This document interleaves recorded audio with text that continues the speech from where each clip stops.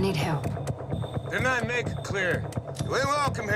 Alors, je suis allé voir un film qui s'appelle Jane Got a Gun, qui est sorti en salle ce mercredi 26 janvier.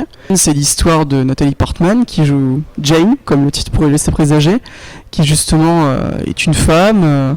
qui est une fermière de l'Ouest américain. Et qui voit son mari revenir, criblé de balles, et qui va donc être obligé d'une part d'aller chercher du secours pour son mari, d'autre part de défendre sa maison face à une horde de bandits. Et pour ce faire, Jane va aller chercher l'aide de son ancien amant. Donc voilà, le scénario est assez classique, on va dire. On a déjà vu des westerns comme ça, d'attente. Il y a quelques éléments qui sont assez bien faits dans ce film. Tout l'aspect visuel, l'esthétique du film en général reprend bien cette image, ou du moins tout cet univers mental qu'on peut se faire du western. Quelque chose de poussiéreux, avec beaucoup d'ombre, des grands paysages, des grands espaces. Je pense qu'on a un bon directeur de la photographie aussi. Il y a des jeux d'ombre assez intéressants. Alors le problème, c'est que la construction narrative, par contre, laisse un peu à désirer. C'est là que le film échoue, c'est-à-dire laisser traîner la durée, laisser traîner l'émotion s'installer et éviter de toujours forcer, rajouter trop de choses pour provoquer une émotion qui au contraire viendrait elle-même de l'image et de ce qui se raconte à l'écran. Même les personnages ne sont pas forcément construits de manière consistante, surtout le personnage de Jane par Natalie Portman. C'est un personnage pas vraiment travaillé et l'interprétation même est assez molle, faut le dire.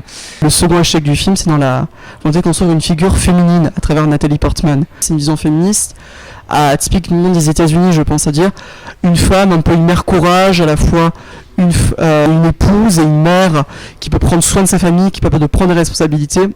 Peut-être un peu en différence, du coup, la vision féministe qu'on aurait de la femme en Europe. On trouve pas beaucoup d'innovation, pas beaucoup d'ambition. Toutefois, enfin, toujours dans le film, Natalie Portman se définit qu'à travers sa relation aux hommes en tant que mère, en tant qu'épouse. Et ce qui est vraiment très bizarre, c'est que dans un film féministe, Natalie Portman est incapable de se défendre toute seule.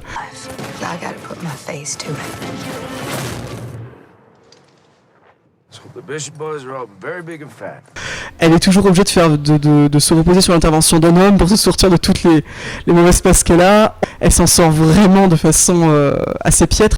Les personnages secondaires sont vraiment très secondaires et le méchant est assez inconsistant.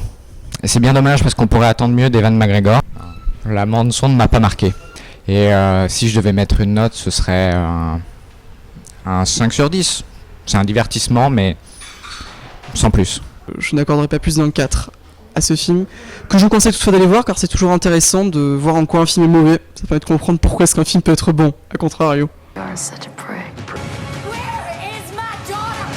Yeah, but Jane, if I tell you that, what am I left with? Where?